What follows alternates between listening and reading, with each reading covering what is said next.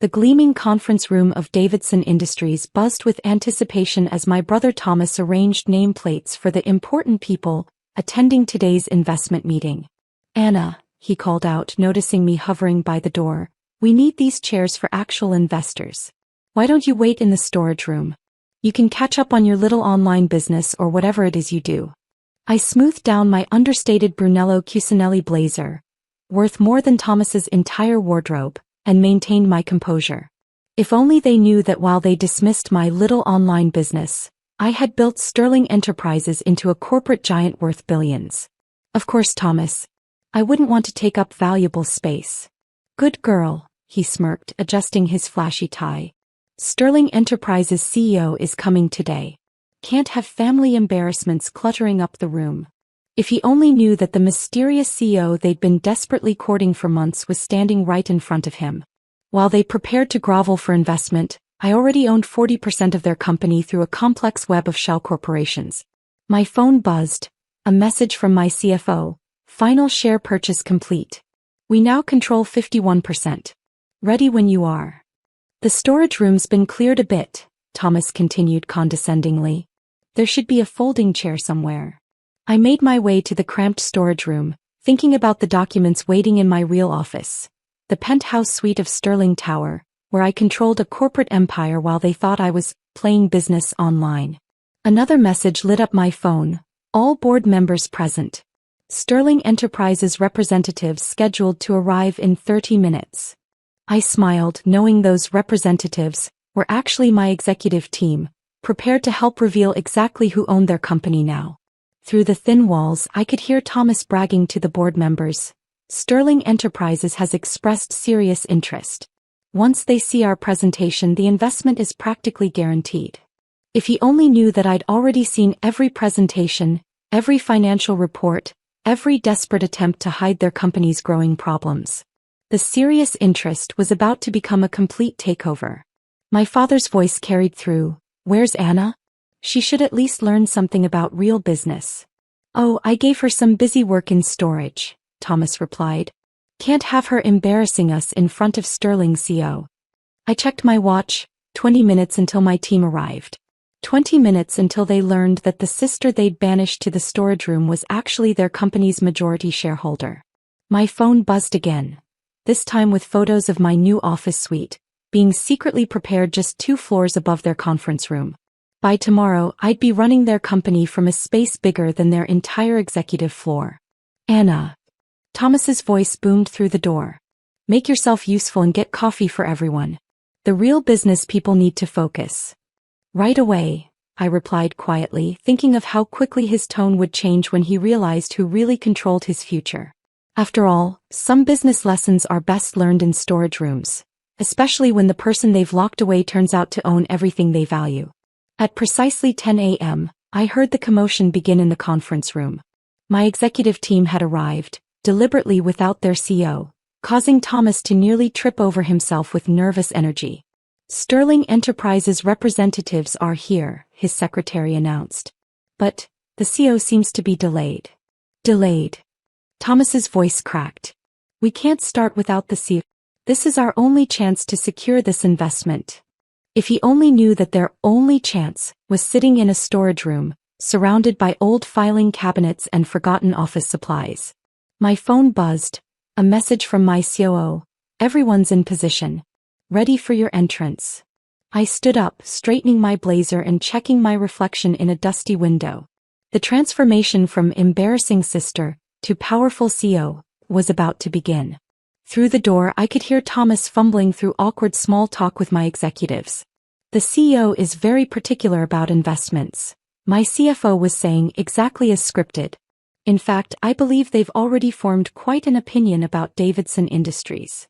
"An opinion?" my father asked nervously. "But we haven't even presented yet."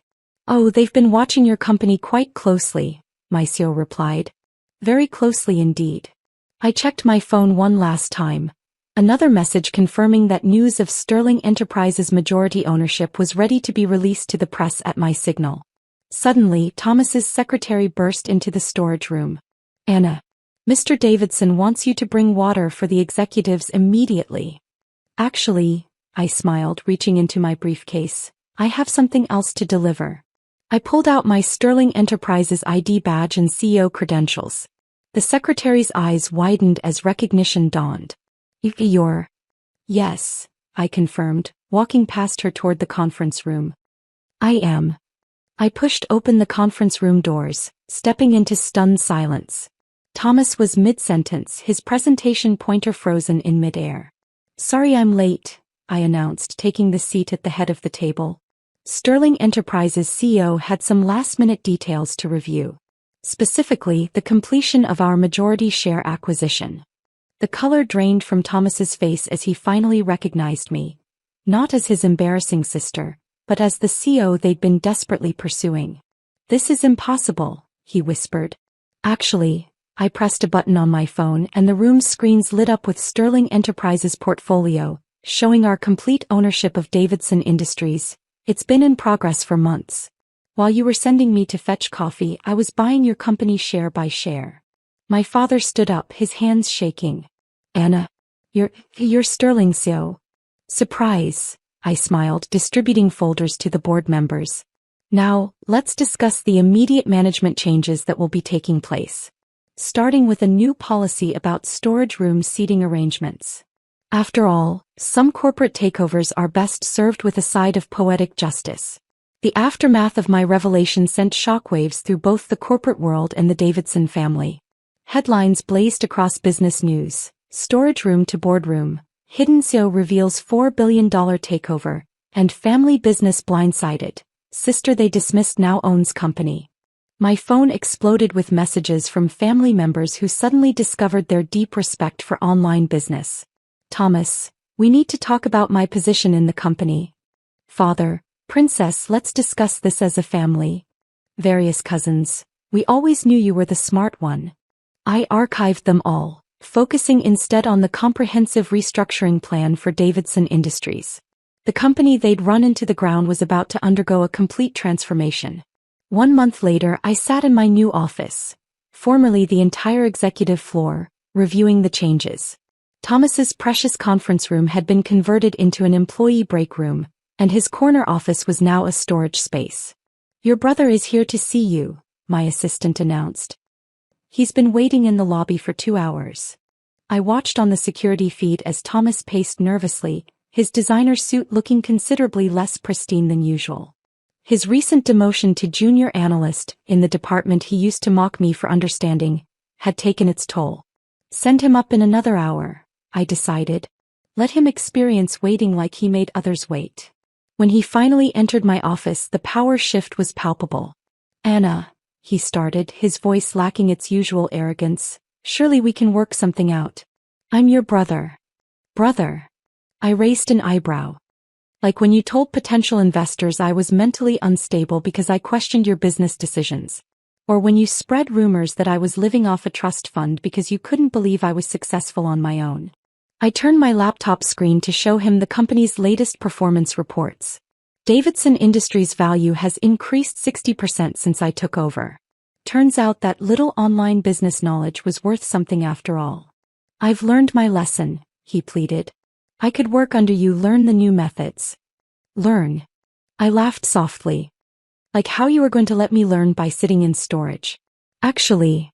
I pressed a button on my desk. Your new office is ready. I think you'll find the storage room quite educational. Over the next 6 months, the family dynamic shifted dramatically. Thomas was relegated to entry-level work, learning the digital commerce he'd dismissed for years. Our father, stripped of his executive title, watched from retirement as his daughter transformed his outdated company into a modern powerhouse. Your father's requesting another meeting, my assistant reported one morning. He says it's about family reconciliation. I glanced at the former storage room now visible from my office window. Tell him the CEO is too busy revolutionizing the company he thought was beyond saving. The little online business they'd mocked had become the driving force behind Davidson Industries' resurrection. The sister they'd hidden away had emerged as a corporate leader who made headlines for innovation rather than inheritance. 1 year after the takeover, I received an invitation to a family dinner. Not at the exclusive club where they used to celebrate Thomas's minor achievements, but at a modest restaurant they could still afford on their reduced salaries. They want to discuss rebuilding family ties, my assistant noted. I looked out over the city skyline, at the buildings now bearing the Sterling Enterprises logo instead of the Davidson name. Tell them I'm available, I replied, but only in the storage room. I hear it's an excellent place for important business discussions. The sister they'd banished to storage had become the business titan they'd always wanted Thomas to be. The online knowledge they'd dismissed had transformed their failing company into a digital leader. As for me, I had an empire to run and a legacy to build.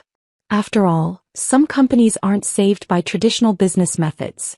They're revolutionized by the very skills their old leadership dismissed. Because sometimes the best revenge isn't just success. It's success so complete that it forces others to sit in the very storage room where they once sent you to hide. Sometimes I visit that storage room now converted into a memorial of sorts. The folding chair still sits there with a plaque reading, "Where Sterling Enterprises CEO planned her takeover." New employees are brought there during orientation, learning how innovation can come from the most unexpected places. Thomas passes by it every day on his way to his entry-level cubicle, a daily reminder that true business acumen doesn't come from a corner office or a fancy title. It comes from understanding the future of commerce, even if that means starting in storage. The Davidson name might still appear on some old company letterhead, but the power behind it now belongs to the sister who turned a storage room exile into an empire's foundation. Because sometimes the greatest leaders aren't found in the boardroom. They're found in the places others use to hide them.